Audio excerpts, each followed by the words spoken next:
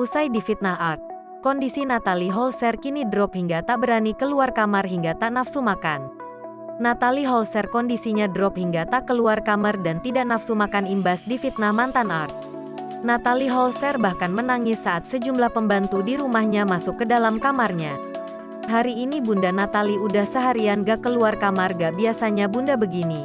Akhirnya kita, para Art, berinisiatif untuk nyamperin ke kamarnya. Tertulis pada keterangan YouTube Natalie Holzer, Kamis, tanggal 20 Oktober tahun 2022. Langsung para Artnya tersebut menemui Natalie Holzer di kamarnya. Mantan istri Sule itu pun tengah melaksanakan ibadah. Dan para Art pun berinisiatif untuk membuatkan makanan kesukaan Natalie.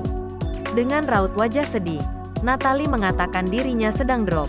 "Aku drop lagi pilek. Nanti nular ke kalian," kata Natalie.